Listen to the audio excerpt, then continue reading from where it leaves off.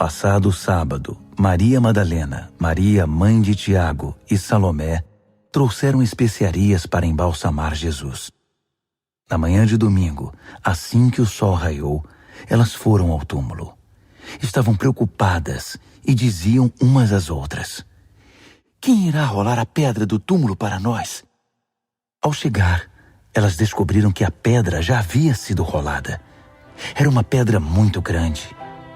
Elas se aproximaram e viram um jovem vestido de branco, assentado à direita.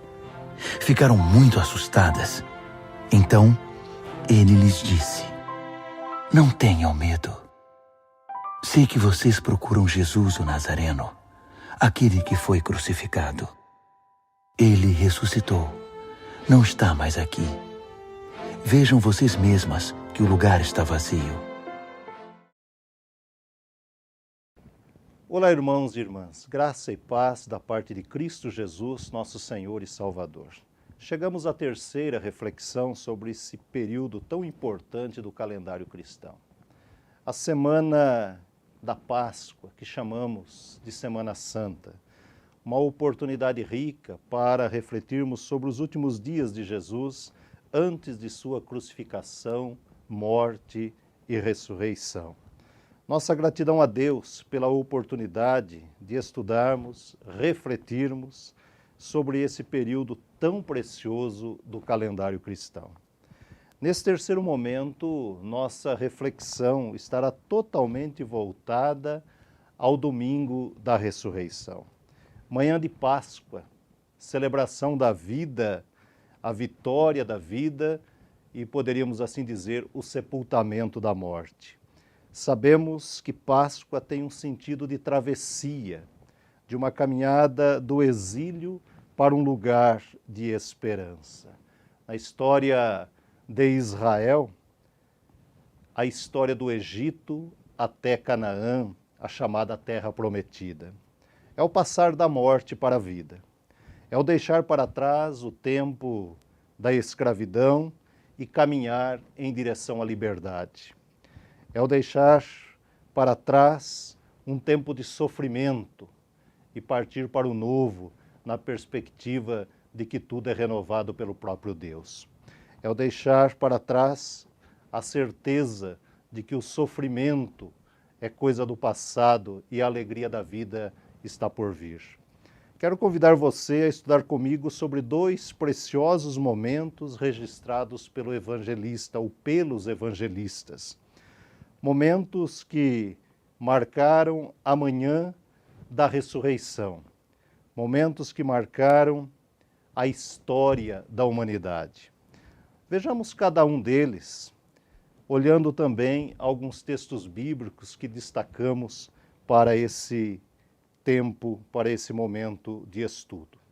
O primeiro momento que temos, que quero trabalhar com vocês, é o momento das mulheres junto ao túmulo.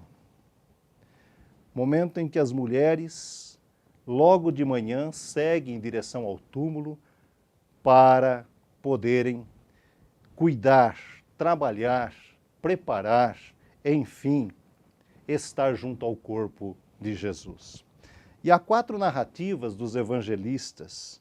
Vamos ver cada uma delas. A primeira delas, no Evangelho de Marcos, capítulo 16, os versículos 2º e 3º, quando esses versículos dizem que, e muito cedo, no primeiro dia da semana, ao despontar do sol, foram ao túmulo. Diziam umas às outras: "Quem nos removerá a pedra da entrada do túmulo?" A segunda narrativa está em Lucas, capítulo 24, 5º e 6º versículos, que assim dizem: "Estando elas com muito medo e baixando os olhos para o chão, eles disseram: Por que vocês estão procurando entre os mortos aquele que vive? Ele não está aqui, mas ressuscitou." A terceira narrativa encontramos em Mateus, capítulo 28, 5º e 6º versículos. Mas o anjo, dirigindo-se às mulheres, disse: Não temais, porque sei que buscais Jesus que foi crucificado. Ele não está aqui, ressuscitou, como tinha dito. Vinde ver onde ele jazia. E por último, a narrativa do evangelista João, no capítulo 20, versículos 11, 12 e 13. Maria, no entanto, permanecia junto à entrada do túmulo, chorando. Enquanto chorava, abaixou-se, olhou para dentro do túmulo, viu 2 anjos vestidos de branco, sentados onde o corpo de Jesus tinha sido colocado, um à cabeceira e outro aos pés. Então eles perguntaram: Mulher, por que você está chorando? Ela respondeu: Porque levaram o meu Senhor e não sei onde o puseram. As mulheres, na realidade, sempre estiveram presentes no ministério de Jesus. Há inúmeros relatos da participação de muitas delas, além da aceitação da mensagem anunciada pelo Salvador. Ao olharmos para os textos bíblicos, nós percebemos que a história da Páscoa cristã, ou a ressurreição de Jesus Cristo, essa história é narrada das mais diversas formas e detalhes pelos 4 evangelistas. Cada um deles com suas fontes de pesquisas, com detalhes diferentes, porém todos registraram uma única verdade: o túmulo está vazio. Diferentes relatos para uma única notícia: Cristo ressuscitou. Durante a crucificação, enquanto muitos discípulos somem de cena, as mulheres permanecem acompanhando a via dolorosa e ficam ao pé da cruz até o momento final. Foram elas as primeiras que decidem ir até o túmulo, logo de madrugada. Agora imaginemos o assunto. Muita conversa, muitas lágrimas, incertezas, mas decidem não abandonar o corpo daquele que lhes havia salvado. Diante do acontecido, surgem as dúvidas relatadas acima, quando da caminhada até o túmulo. Contudo, são elas as primeiras a anunciar a notícia da ressurreição. Nós sabemos que toda notícia de morte é algo triste. Ao recebermos a notícia, ficamos por um tempo paralisados, diante da nossa incapacidade em trazer de volta a vida de pessoas que tanto amamos. Falamos de algo difícil de entender. Pior que isso, alguns tipos de morte nos chocam profundamente e deixam profundas marcas em nossas vidas. Assim era a situação daquelas mulheres. Viviam o luto referente à situação de alguém que tanto amavam que havia partido. Estava morto, e morto de uma forma cruel. Presenciaram o assassinato do Salvador. No caso delas, com certeza, diante de um acontecimento tão recente, a dor e as lágrimas eram visitas constantes no emocional daquelas mulheres. Contudo, não ficaram paralisadas diante do espetáculo desumano visto na cruz. Foram além do acontecido da sexta-feira. Na caminhada havia preocupações e incertezas, mas também disposição em ir até o túmulo. O medo, a insegurança e as dúvidas desapareceriam se não ficassem paralisadas diante da realidade da morte. Desejavam oferecer um cuidado digno para aquele que havia sido crucificado, pois este merecia. Na verdade, quando ali chegam, são surpreendidas pela visão da pedra removida e do túmulo vazio. Por trás da grande pedra existe um túmulo vazio. Nesse túmulo jazia a morte, porém vazio representa a vida. Mesmo diante da dúvida, não há motivo para o desespero, para as lágrimas de tristezas, para as inquietações. Daí o cuidado e as palavras dos anjos. A pedra removida é sinal de vitória, de poder de Deus que destrói os Herodes e Pilatos modernos e renova o fôlego de vida em corações abatidos. As mulheres, mesmo diante do susto, frente ao túmulo vazio, se reencontram com o cumprimento da promessa de que Cristo iria ressuscitar e já ressuscitara. É tempo de ressurreição. Ele ressuscitou. Cristo continua entre nós, como havia prometido. O choro da morte se transforma em choro de alegria, alegria da vida, alegria porque o Salvador estava vivo e está vivo. O segundo momento que desejo compartilhar com vocês é também um momento lindíssimo dos textos bíblicos registrados pelo evangelista Lucas no capítulo 24. A caminhada de 2 discípulos até Emaús. Apenas alguns versículos destacamos para a nossa reflexão. Versículo 17 do capítulo 24 do evangelista Lucas diz assim: Então eles lhes perguntou: Que é isto que vos preocupa e de que ides tratando à medida que caminhais? E eles pararam entristecidos. E no versículo 28 até o início do versículo 31, temos: Quando se aproximaram da aldeia, para onde iam, fez ele menção de passar adiante. Mas eles o convenceram a ficar, dizendo: Fique conosco, porque é tarde e o dia já está chegando ao fim. E entrou para ficar com eles. E aconteceu que, quando estavam à mesa, ele pegou o pão, o abençoou e depois partiu o pão com eles. Então os olhos deles se abriram e eles reconheceram Jesus. Este é um segundo momento singular da nossa reflexão deste dia. A história se dá no caminho. Tomados pelas notícias ruins, esses 2 discípulos são levados à busca de um refúgio criado pelas suas mentes e corações. Talvez pensassem: vamos sair um pouco desse ambiente pesado de velório, de luto, de morte, podemos dizer um clima sem boas novas.